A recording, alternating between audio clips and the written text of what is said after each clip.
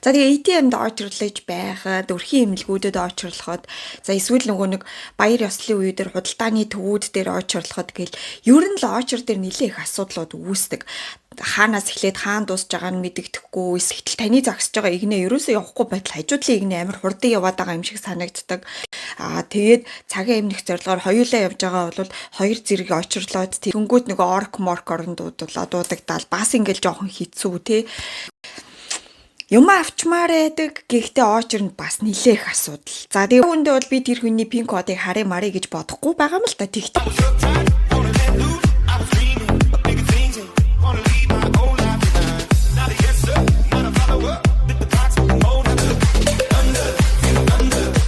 Мегмар гаргийн минь судлаачийн мэдээ 4 эхлэж байна. Энэ удаагийн мэдээгээр та бүхэндээ очрыг яаж зохион байгуулах боломжтой вэ гэдэг талаар ярилцсанаа.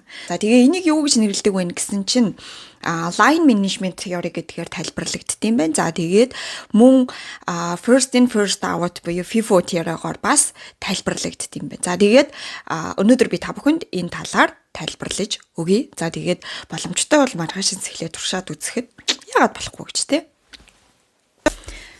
За ер нь бол энэ очер дугаарыг зохион байгуулж байгаа энэ хэлбэр бол нэг ч тийм хэцүү зүйл биш юм байна.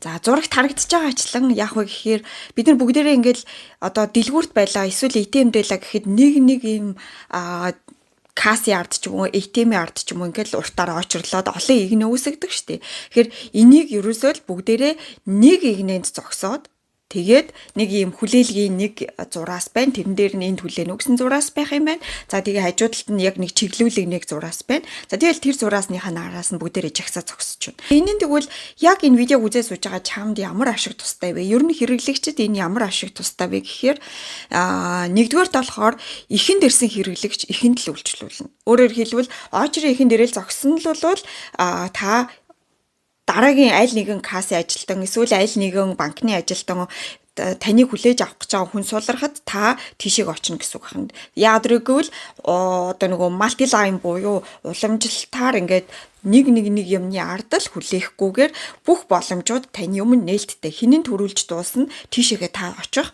боломжтой болно гэсэн үг байна л дээ. За тэгэхээр энэ дээр жишээ нь ингээл яг ингээл ATM дээр ч юм уу те ингээ ямар нэг юм дээр ингээл очирлж байхад би ингээ тэнд нэг асуудал үүсээ. Тэгээ би асуудлаа шийдвүүлэх гэхээр ард очирлж байгаа зөндөө олон хүмүүс ямар уддсан бэ гэж бухимдаал тэгэнгүүт би тэртээ тэргүй асуудал үүсэл бухимдсан байгаа дээр нөгөө хүмүүс рүүгээ бас дахиж бухимдаж уурлаад ингээл хоорондоо асуудал үүсдэг. Энэ ингээд байхгүй болно. Хүн дээр та асуудал үүссэн ч хамаагүй бусад үйл ажиллагаа явуулж байгаанууд нь бусад хүмүүсэд нээлттэй хിവэрэл байх учраас хүн тайван асуудлаа шийдвүүлээд үйлчлэгээ аваад гарах боломжийг банк лагны зохион байгуулалт санал болгож чаддсан байна. Тэгээд олон улсад биш үү энэ хизээнээс эхэлж нэвтэрсэн юм бэ гэдэг тэгэнгүүт анх бол бүр онол 1909 онд нийтлэгдсэн юм байна. За тэгээд 1946 онд бол албан ёсоор энэ онол нь ингэж батлагдчих одоо нөгөө хүмүүс танилцуулагдаад за ингээд энэ дээр хийсэн судалгааны ажлууд нь болохоор би 1956 оны судалгааны ажлыг хамгийн одоо хуучны гэсэн нэг судалгааны ажлыг интернетээс оллоо. Гэхээр чин олон улсад бол энэ аль хэдийн нэвтэрсэн зохион байгуулалтын янз бүрийн ач тусыг нь үзсэн ийм зүйл байна. Тэгээд хэрэглэгчид энэ тэгвэл одоо ямар ач тустай байд юм бэ гэдгийгсэн чинь мэдээж хамгийн түрүүлээ таны яг гэхээр цагийг хэмнэ. Хоёрдугаарт болохоор сэтгэл ханамжинд ч юм уу тухайн үйлчилгээг авч байгаа сэтгэл ханамжинд шууд нөлөөлдөг гинэ. Тэгээ энэ бүр хэдвэ гэсэн чинь 57.3%-аар нөлөөлдөг.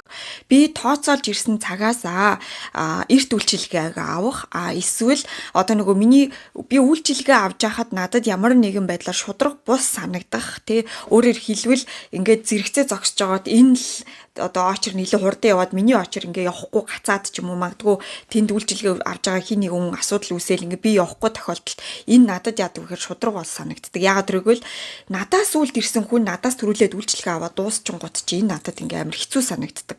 Тэр нь чамаас болоогүй байхад. Тэгэхээр ерөнхийдөө бол үйлчилгээний байгууллагуудад хэрэглэгчийн очир дараалттай холбоотой зүйл бол хамгийн өндөр сэтгэл ханамжинд нь нөлөөлдөг юм байна. Тэгээд хэрэглэгчийн энэ очиртой холбоотой одоо асуудлыг шийдснээрээ сэтгэл ханамжийг нь 50 хүртэлх хувийг нь бол хянах боломжтой байдаг гэж энэ судалгааны ажилд бол үзсэн байна. Энд одоо жижиглэн худалдааны салбарт энэ жижиглэн худалдааны салбарт болохоор орц гарц гэдэг зүйлийг зохион байгуулж өгсөн. Тэгэхээр энд харагдаж байгаачлан ганцхан энтлийнх нь хаалгаар л одоо нөгөө хэрэглэгч орно. За энээс хойш бол нөгөө one line нөгөө line буюу нөгөө нэг очрын дараалд ороод хүлээгээ зогсож байна. За тэгээд энд төрүүлж харагдаж байгаа хүн нь төрүүл суларсан кассан дээр очиод үйлчилгээгээ авна. За тэгэнгүүт энэ талд болохоор ATM-ийн үйлчилгээ харагдаж байна. За энэ ATM дээр болохоор бас л ялгаагүй тухайн зураасны ард бусад хэрэглэгч нар хүлээж байгаа. Тэгээ аль ATM төрүүл суларна, тэр ATM төрүүнд нь зогсож байгаа хүн очиод үйлчилгээгээ үзүүлж чинь. Үйлчилгээгээ авчин. Тэг би бүр анх энийг нь мэдэхгүй тэгээ ATM-с мөнгө авахгүй очсон чи ATM нь нэг л хүн байсан юм. Тэгэхээр нөгөө хүнийх нь ард зогсож хүлээж байгаа л нөгөө ичаад мөнгө авчаад эргээ харсан чи амар урт дараалал ингээд хүлээгээ зогсчихсан. Гэтэ харамсалтай тэр хүмүүс над руу хинэн ч уурлаж тий ингээгүй. Тэгээд тухайн үедээ би бантаал ёо ямар тэнэг юм бэ? Энд очирлж исэн юм бэ гэж бодоод тэгэл яваад гэсэн нөгөө хүмүүс тэгж удаа харахыг ч хүсээгүй.